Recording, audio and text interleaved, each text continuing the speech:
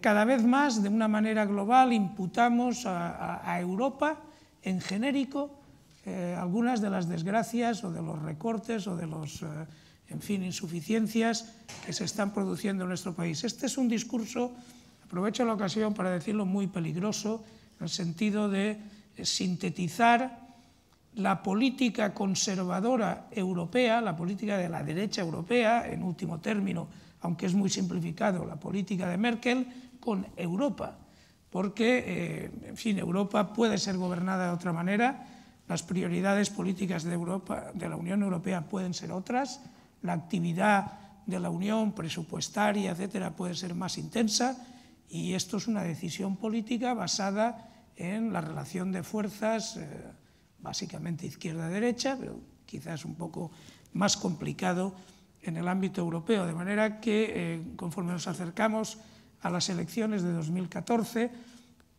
sería bueno que incorporáramos mentalmente que cuando nos referimos a nuestra crítica a cómo está gestionando en estos momentos la Unión Europea la crisis por la hegemonía de la derecha, no debe confundirse con Europa como proyecto político o con el futuro de Europa, al contrario.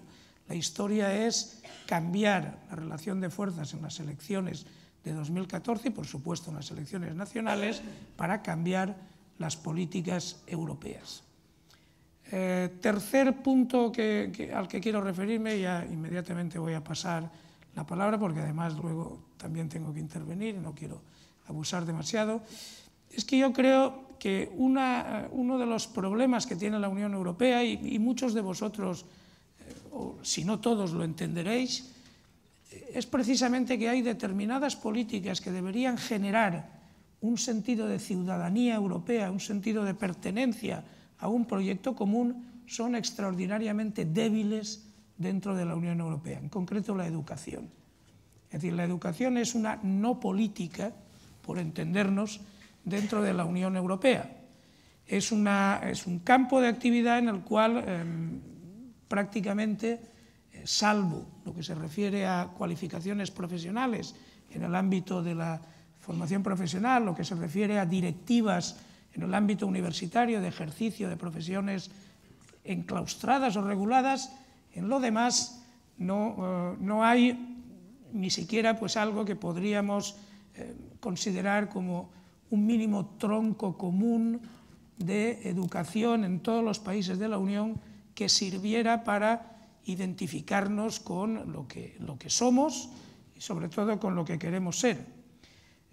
Yo, para divertir un poco, porque en fin, tampoco hay que ser tan duros a estas horas de la mañana, os voy a contar una anécdota que alguno de los presentes, probablemente Javier Ballina, recordará.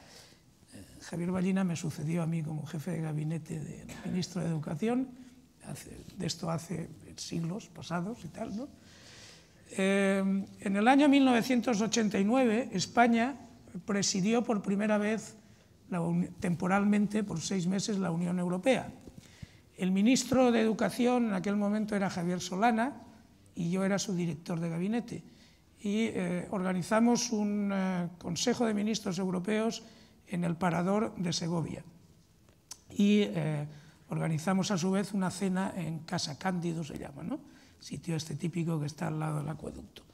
Una cena destructiva para los ministros europeos, tanto por el contenido del menú como por la hora en que se organizó la cena. Imaginaros a un danés, en fin, empezando a cenar a las 10 de la noche. Yo nunca he sido partidario de los temas de protocolo, etcétera, etcétera. He tratado de huir siempre de esos asuntos, pero por prudencia pues me acerqué al restaurante.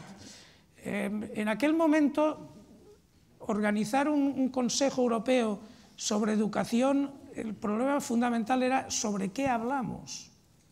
¿Sobre qué hablamos? Porque vamos, no había una base discursiva o de debate o deliberativa sobre un contenido europeo de educación.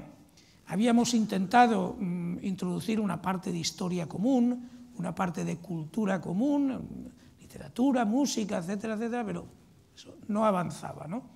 Bueno, entonces el tema que discutieron todos los ministros era la educación de las minorías y con especial consideración a los gitanos, porque, entre otras cosas, en aquel momento los minorías o inmigrantes en España eran exclusivamente gitanos, no existía, en fin, esta pluralidad social que tenemos en estos momentos, ¿no? Bueno, entonces, varias horas discutiendo sobre la educación de los gitanos, y yo me acerqué al restaurante Casa Cándido y miré casualmente el menú que habíamos entregado de manera bilingüe a los ministros de Educación, y ponía entremeses variados, assorted hors d'oeuvre, judiones de la granja, big beans from, comillas, la granja, cochinillo asado, roasted baby pork, y luego ponía brazo de gitano, ponía gypsy son.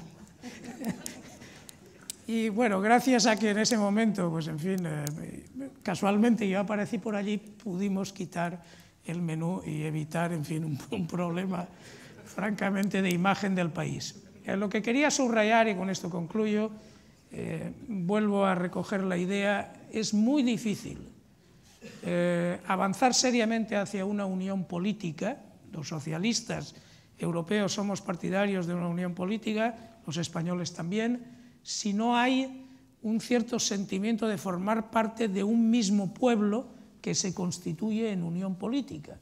Y para generar ese sentimiento no hay nada más imprescindible que reconocer aquello que nos es común en el ámbito europeo, y en ese sentido la educación es un elemento fundamental.